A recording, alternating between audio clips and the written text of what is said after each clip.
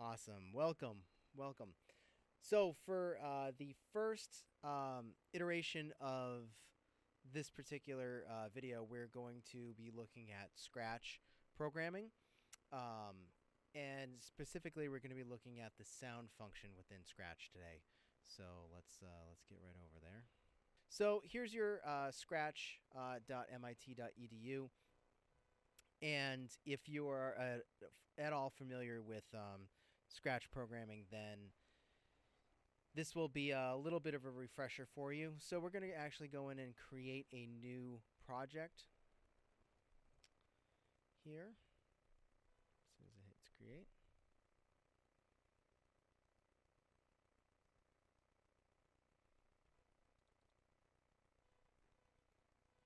Awesome. So again, what we're going to be focusing on is the sound objects.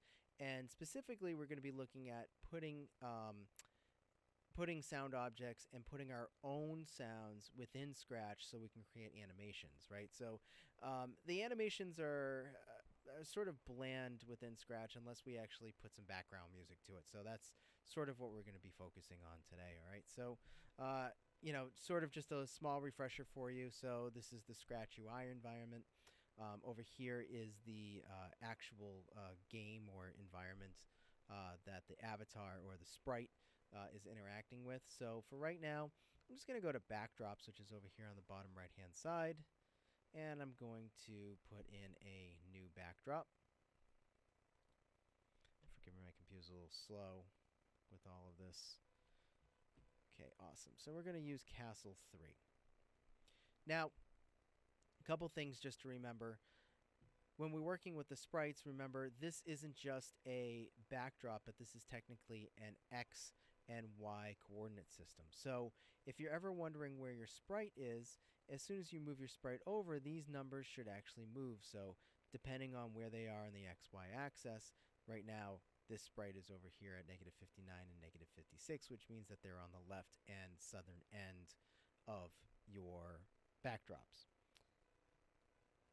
So we're going to start off Scratch right over here.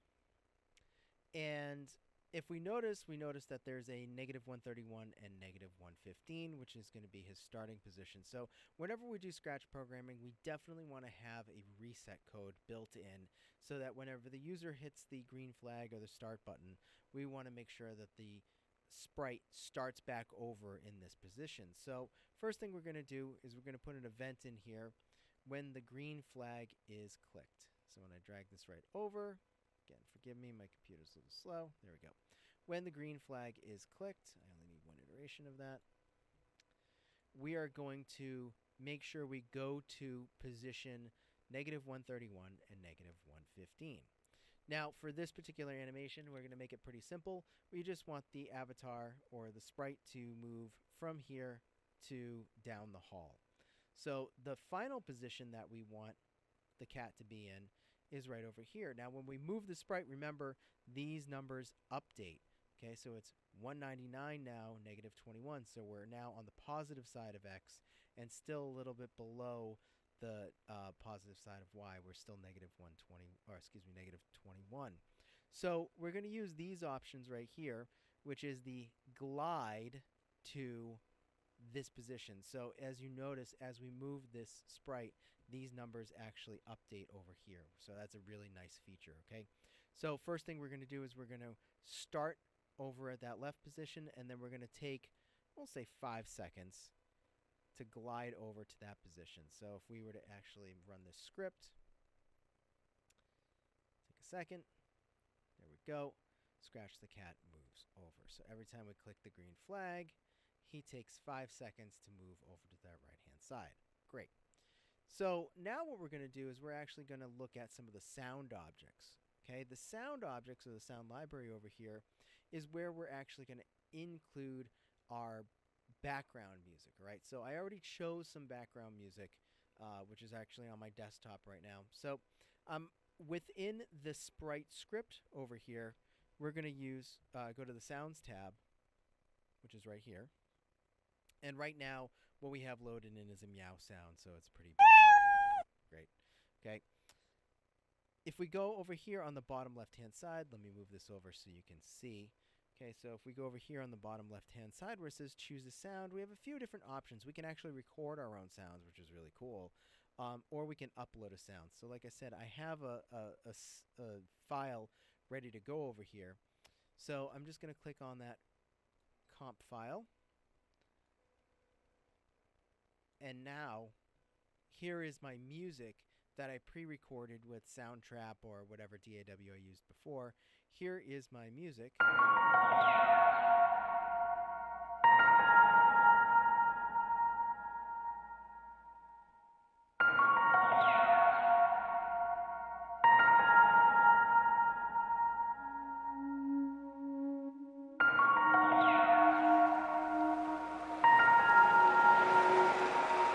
Great.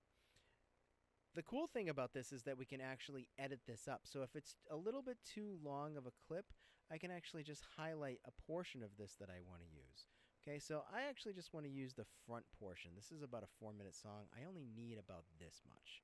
Okay, we can also copy this to new. Oh, right now it's saying that my project could not save. That's totally fine. We'll try again in a second, and it should save up. That's fine.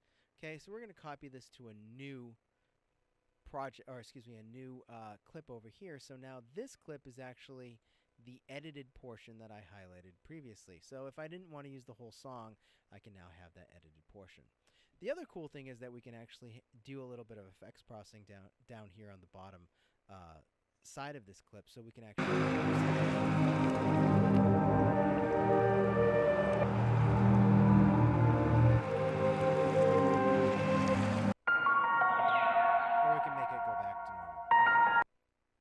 So I kind of like it the way it is there. We can also make it softer. We can have it fade in. We can make it have like a robot sound. So if you're actually doing some live dialogue along with this, we can really do some interesting things with some of the small effects processing that we have under here. But that's all we need for right now. I'm actually going to go ahead and rename this. So I can either rename it right over here. I'm going to call this the background clip. So now that I know this is the actual clipped background sound. All right, let me go back into the coding. So now that we've actually done the clipping and imported the other audio, we now notice that that audio is available in the library now. So if we click over here, we now see that there's the meow, which was previously already in the library, plus the Final Comp 2, which was the name of the file. That's the 4-minute version. And then we have that background clip. So now we have a few different options for what we can choose for our background audio. So I'm just going to choose this background clip for right now. Now there's two important distinctions between the play sound until done and the start sound background clip. And those distinctions are, if you were to play your sound until done, putting that in your script will actually keep it going, and it will not allow your script to do anything below that. Okay? So it's going to play this whole entire sound until it's done, and then it'll continue on with the script. Versus if you wanted to just start the sound, what this is going to do is it's just going to make the clip go and then continue on. So it's basically just like a trigger that will trigger the clip and then continue on with the script, where this one, it's almost like a hold.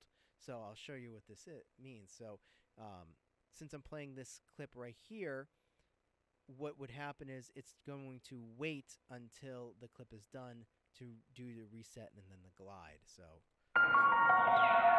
as we can hear,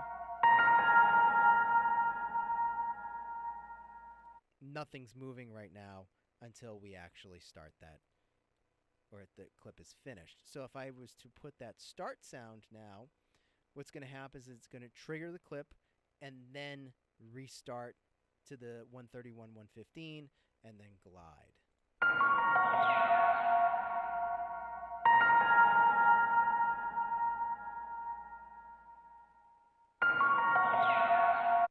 Okay, so that's a very important distinction between the start sound and then the play sound until done. However, now that we have that script going, we have a few different things that we can do with it. We can actually change the pitch by an effect of some sort, say by 10, or we can make it go higher and lower. So effect of 10 would actually make this go higher. Awesome. However, once you separate this,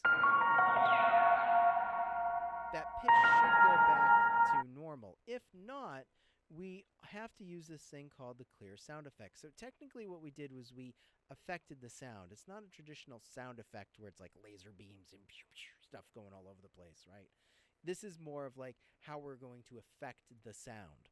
So if we want to not affect the sound, we're going to have to clear all those sound effects so that it plays the original. So this is now going to be part of our reset code at the start. We're going to clear sound effects, and then we're going to go to that very specific spot. Some of the other things that we can do is we can actually change the panning from left to right by an effect of 10 or negative 10. So if you want to go right, it would be plus. If you want to go left, it would be negative on this.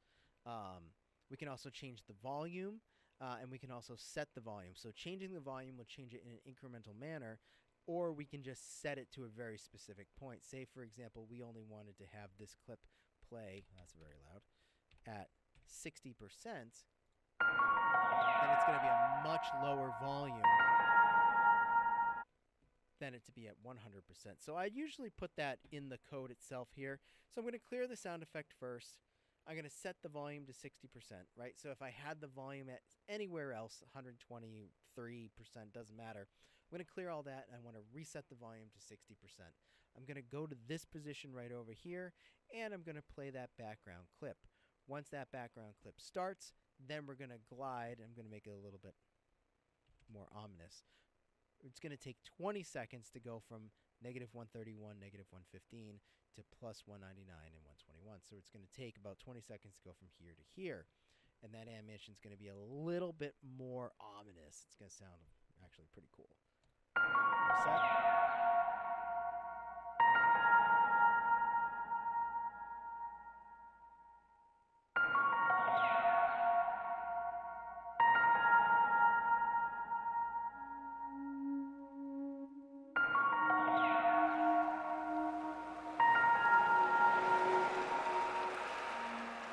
Cool. So maybe after we glide there for 20 seconds, we could have him enter a new room, right? So let's I don't know. Let's find another room over here. Maybe the room is going to be this castle. Okay. So now once he gets to the end of that room, here's the new background, right? So once we finish that 20 seconds, we kind of need a secondary reset, right? Because now we're changing the background and he's going to be in a different position. So let's just do this. Let's go to looks, and we're going to switch the background to Castle 3, which is where we are right now, which means that we need to set the background when the green flag is clicked to Castle 2. So now we need to start adding to our reset code. So we're now going to switch to, Castle 1 was the name of that backdrop. So if I look at the stages, it's going to take a second to get over there. Come on. There we go.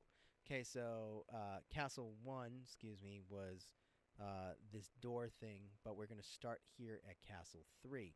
So I need to actually program all of that. So let me go to Scratch the Cat. Okay, so we're going to start at Castle 3, which is this over here.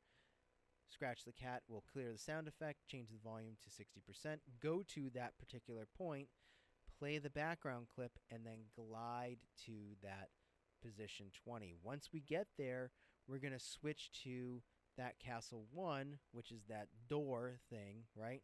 And now I need to actually switch the position of Scratch, because if I don't, he's going to be over here, like in the wall. So what I actually need to do is I need to sort of put him back over here. Once I drag him over, we notice that we are changing our XY value.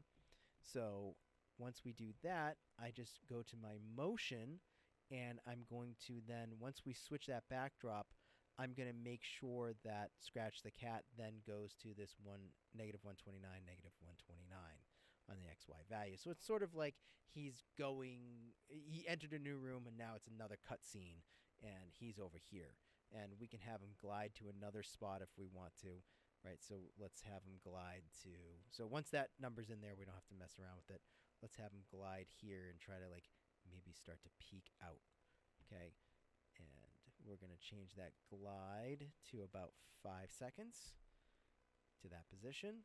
Now let's see our little animation. So it should reset to the other backdrop, do its sequence, and once it gets to that 99, negative 21, it'll switch the backdrop, and then start along with the second animation. All at the same time playing the same background clip.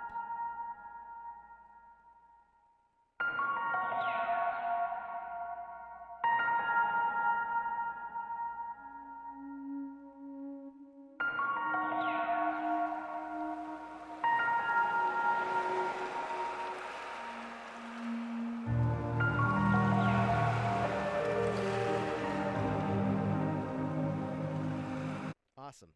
So that's a pretty basic way of syncing up, well, I should say, of just putting background music into your animation. If we really wanted to sync this up a little bit more, what we could say is, okay, our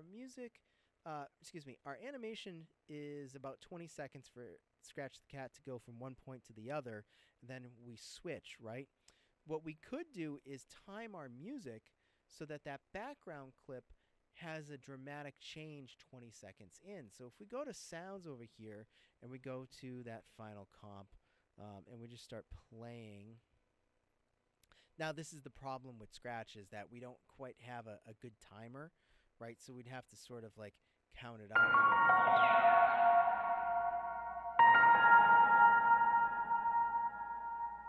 bit. And we could make this a little bit slower.